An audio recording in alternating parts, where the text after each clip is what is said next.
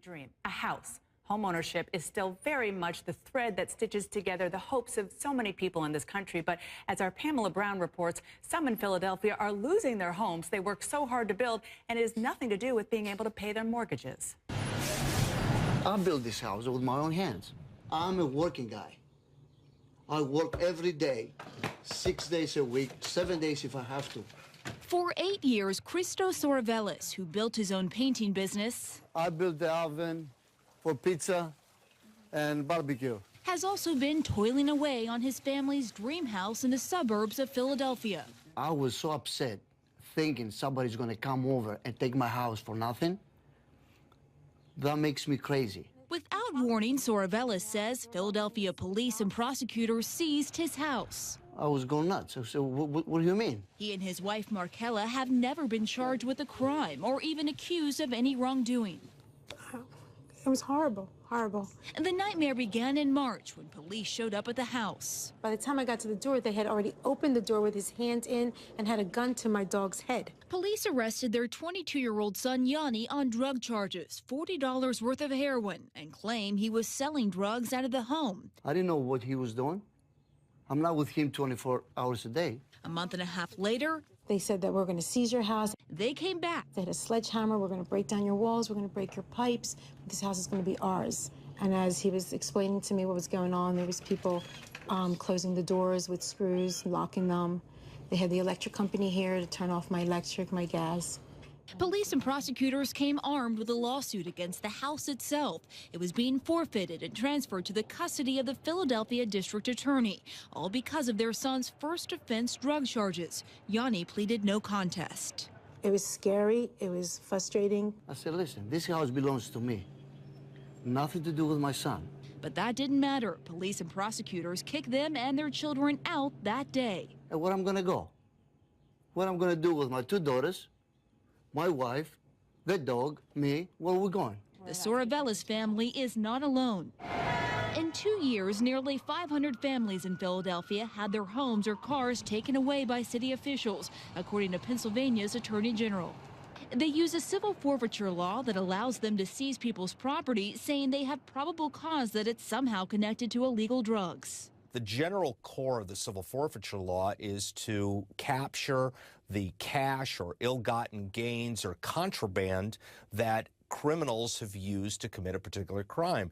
But unlike criminal forfeiture, the civil law allows authorities to seize property without the owner ever being convicted or even charged. Civil forfeiture is something that is an assault upon fundamental notions of private property ownership and due process. The city of brotherly love is far and away the most aggressive in the state when it comes to seizing people's property. Over a 4-year period, the second largest county in Pennsylvania filed about 200 petitions for civil forfeiture. Philadelphia filed nearly 7,000 petitions in 1 year alone, according to a class action lawsuit just recently filed by citizens there. Philadelphia has really just turned forfeiture into a machine that devours people's property and takes their rights at the same time. Philadelphia officials over a 10-year period have seized more than 1,000 houses, about 3,300 vehicles, and $44 million in cash and civil forfeitures, according to the lawsuit. And a large chunk of that money goes straight to salaries for the Philly DA's office and the police, about $7 million in just 3 years, according to state records. And look how much they put toward community drug and crime fighting programs. Zero.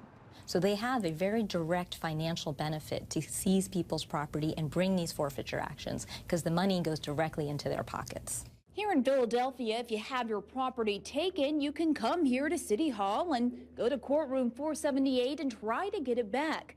Problem is, the people that are taking the belongings are also the ones calling the shots inside the courtroom. The Soravelises showed up to courtroom 478 ready to plead their case to a judge. Instead, they say they faced a prosecutor from the DA's office. It's not a courtroom. It's no judge. It's nobody. It's just one guy tell us to sign these papers and fill up these papers. That's it. Back in their home, they had to make a heartbreaking sacrifice and agree to ban their son from the house. We're going to do everything we can, and it's a horrible feeling not to be able to have my child home.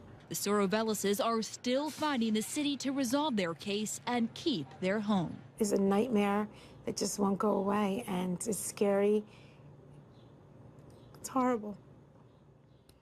And because of the pending class action lawsuit, the Sorvellises are a part of, the Philadelphia District Attorney's Office is limited in what it can say, but tells CNN in a statement that it seizes property only as a last resort, saying in most cases it doesn't pursue forfeiture because the underlying issue with the real estate is resolved when a settlement agreement is reached with the property owner in which he or she agrees to take reasonable efforts to prevent future narcotics stealing from the property. And it also says it works with citizens, the police, government agencies, and community groups to abate or close drug properties, and it strives to follow the civil forfeiture law to protect the rights of everyone involved. And Dana, this isn't a law that is only applied in Philadelphia, it's applied in cities across the nation. It is really unbelievable. I had not heard about this, and that report really does shine a light on it.